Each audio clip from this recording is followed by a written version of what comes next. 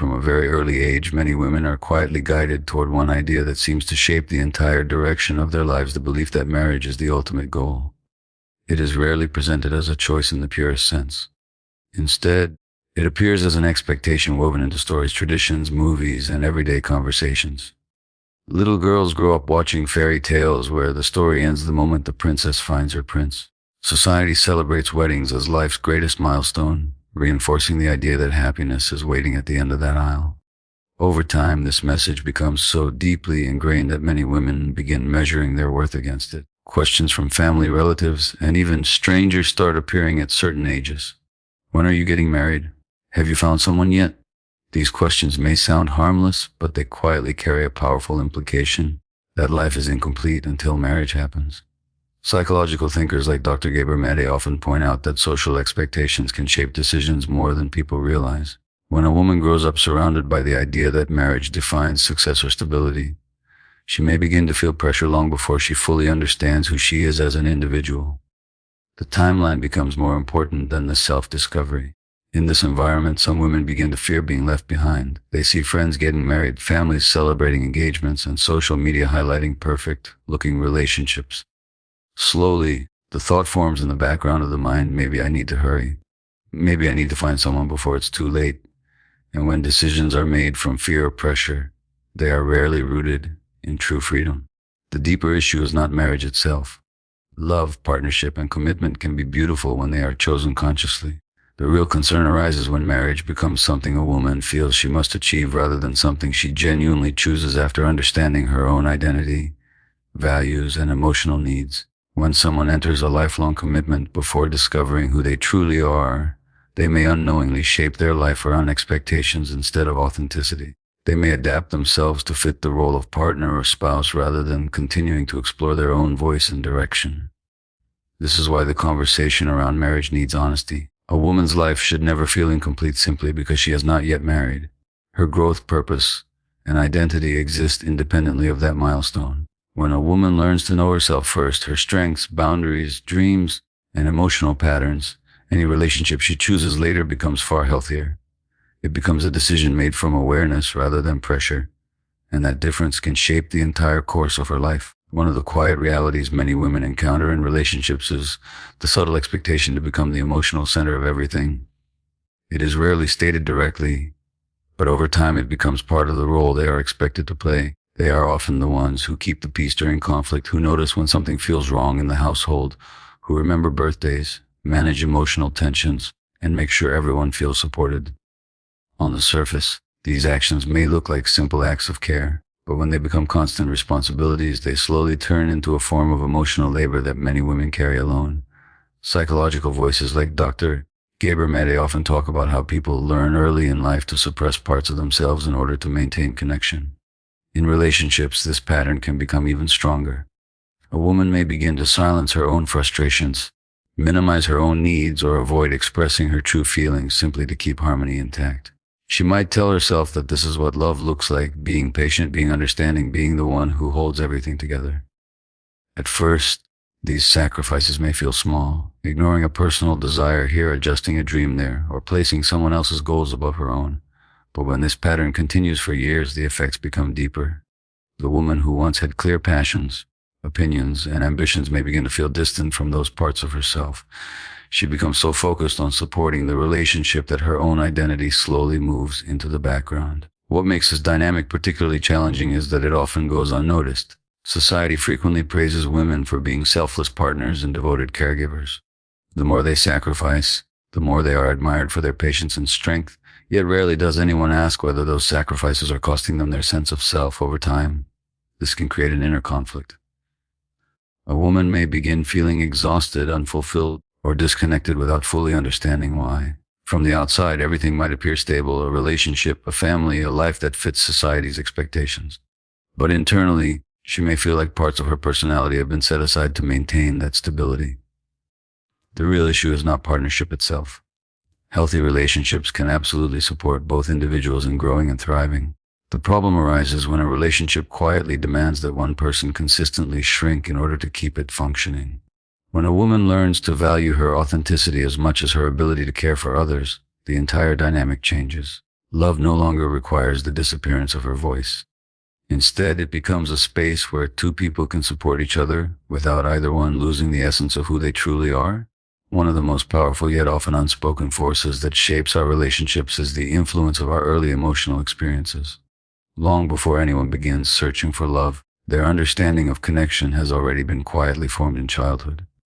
The way affection was given, the way conflict was handled, and the way emotional needs were met all become part of an internal blueprint for what relationships feel like. Psychological thinkers like Dr. Gabor may often emphasize that many adult relationship patterns are not random. They are deeply connected to unresolved emotional experiences from earlier in life. Without realizing it, people are often drawn to partners who feel familiar on an emotional level. That familiarity can feel like chemistry, attraction, or destiny. But sometimes what feels familiar is actually a repetition of old emotional dynamics that were never fully understood or healed. For a woman who grew up learning that required pleasing others, avoiding conflict, or sacrificing her own needs, those patterns may quietly follow her into adult relationships. She may find herself drawn to partners who expect emotional caretaking or who struggle to meet her needs consistently. Even when she senses that something feels unbalanced, part of her mind may interpret the dynamic as normal because it resembles emotional experiences she has known before. This does not mean the relationship begins with bad intentions. Many relationships start with genuine affection and hope, but when two people carry unhealed emotional patterns into a commitment as serious as marriage, those patterns eventually begin to surface. Small disagreements may trigger deeper insecurities. Communication may become difficult when both individuals are unknowingly protecting old wounds. The challenge is that these patterns are rarely obvious in the beginning. Early stages of love are often filled with excitement, optimism, and emotional intensity. It is only with time that deeper emotional habits begin to appear. When they do, they can create cycles of misunderstanding, emotional distance, or repeated conflict that neither partner fully understands. This is why self-awareness becomes so important before entering a lifelong partnership. When a woman takes time to explore her emotional history, her boundaries, and her personal needs, she begins to recognize the patterns that may influence her choices. She learns to distinguish between genuine compatibility and emotional familiarity that might actually lead her back into old struggles. Marriage itself is not the problem. The deeper concern is entering such a commitment while still carrying unresolved emotional wounds that shape the way love is given and received. When those wounds are understood and addressed, relationships can become places of growth rather than repetition. They become partnerships built on awareness rather than unconscious patterns, allowing both individuals to connect in a healthier and more balanced way. Another important reality that is rarely discussed openly is how dependence can quietly shape the balance of power inside a relationship. In many traditional structures, marriage was not just about love or companionship. It was also tied to financial security, social stability, and survival. For generations, women were often placed in positions where their well-being depended heavily on their partner's income, approval, or support. Even though society has evolved in many ways, echoes of that structure still influence many relationships today. Psychological thinkers such as Dr. Gabor Maté often speak about how emotional and financial dynamics can affect personal freedom. When one person becomes heavily dependent on another for stability, it can subtly shift the balance within the relationship. Decisions may begin to revolve around one partner's needs, goals, or priorities, while the other slowly adjusts their life around those circumstances. This does not always happen through obvious control. In many cases, it develops quietly through everyday choices. A woman might pause her career to support the family or focus on caregiving responsibilities. She might relocate for her partner's work, delay her own ambitions, or adapt her lifestyle to maintain the relationship's stability. None of these choices are wrong in themselves, especially when they are made willingly and with mutual respect.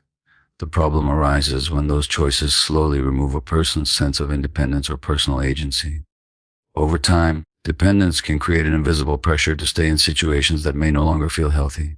When someone's financial security, home environment, or daily stability relies heavily on another person, leaving becomes much more complicated. Even if emotional dissatisfaction or conflict begins to appear, the fear of losing security can make it difficult to speak openly or create change. This dynamic can also affect emotional expression. When one partner feels less independent, they may hesitate to voice concerns or disagreements. They may worry that expressing their needs could disturb the balance of the relationship. As a result, emotions are sometimes suppressed to avoid tension or instability. The deeper message behind this idea is not that partnership itself is harmful. Healthy relationships thrive when both individuals support each other and work together. But true partnership requires a sense of balance where each person maintains their individuality, confidence, and ability to stand on their own. When a woman builds her independence, emotionally, financially, and personally, she enters relationships from a place of strength rather than necessity. Her choices come from genuine desire instead of dependence. And when two independent individuals come together with mutual respect, the relationship becomes a partnership of equals rather than a structure built on silent imbalance. One of the most important truths about relationships is that real partnership can only exist when both individuals have first developed a strong relationship with themselves. Too often people enter marriage believing that love will complete them, heal their wounds, or fill the emptiness they feel inside. The idea sounds romantic, but in reality it places an enormous emotional burden on the relationship. When two people look to each other for completeness instead of connection, the bond can slowly turn into dependency rather than partnership. Psychological voices such as Dr. Gabor Maté frequently emphasize that emotional maturity and self-awareness are essential for healthy relationships. Without these qualities, people may unconsciously expect their partner to regulate their emotions, solve their insecurities, or provide constant reassurance. Instead of two individuals supporting each other's growth, the relationship becomes a place where unresolved fears and expectations begin to collide. When someone has not fully discovered their own identity, it can be easy to lose themselves in a relationship. They may adopt their partner's interests, adjust their values, or silence their own voice in order to maintain harmony. At first, these changes may seem like simple compromises, but over time they can create a quiet sense of disconnection from the person they truly are. The same pattern can occur on both sides. If one partner relies on the other for emotional stability while the other sacrifices their individuality to keep the relationship intact, the connection gradually loses balance. One person becomes responsible for maintaining the emotional health of the partnership while the other becomes dependent on that stability. True partnership works very differently. It begins with two people who understand themselves well enough to stand on their own. They know their values, recognize their emotional triggers, and take responsibility for their own growth. Instead of expecting the relationship to fix their insecurities, they bring self-awareness and emotional responsibility into the connection. In this kind of relationship, love does not require either person to shrink or disappear. Both individuals are free to pursue their interests, express their opinions, and grow in their own direction while still supporting each other. Differences become opportunities for learning rather than threats to the relationship's stability. This is why self-discovery is so important before making lifelong commitments.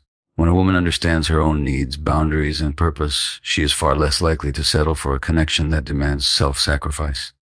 Instead, she chooses relationships that respect her individuality. In the end, the strongest marriages are not built from two incomplete people trying to fix each other. They are built from two whole individuals who choose each other freely, bringing their full identities into the partnership rather than leaving parts of themselves behind. At the heart of this conversation lies a deeper message that is often misunderstood. The idea is not that a woman should reject love or avoid relationships altogether. The real truth is far more empowering. Before a woman commits her life to someone else, she must first belong to herself. This means understanding who she is beyond expectations, roles, and social pressures. It means knowing her values, recognizing her boundaries, and building a life that reflects her authentic identity rather than simply fulfilling what others expect of her. For many women, the journey towards self-ownership is not easy.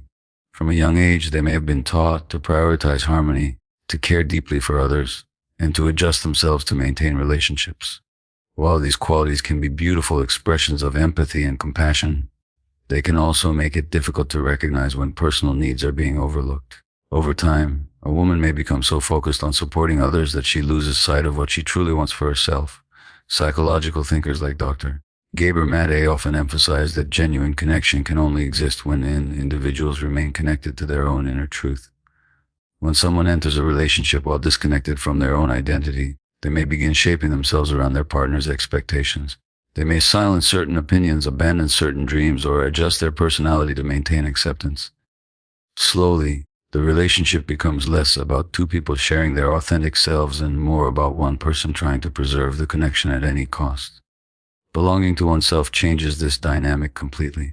When a woman understands her worth and trusts her inner voice, she no longer feels the need to earn love by sacrificing parts of herself.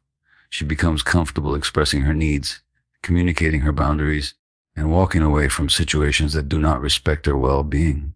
This does not make her difficult or uncooperative. It makes her emotionally grounded.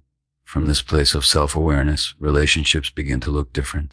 Instead of searching for someone to complete her, she looks for someone who complements her life. Instead of accepting love that requires constant compromise of her identity, she chooses partnerships where both people can grow without losing themselves. In this sense, the real message is not about rejecting marriage. It is about changing the foundation on which relationships are built. When a woman belongs to herself first, love becomes a conscious choice rather than a necessity. And when two individuals meet each other from that place of self-respect and emotional clarity, their connection is far more likely to be balanced, supportive, and genuinely fulfilling.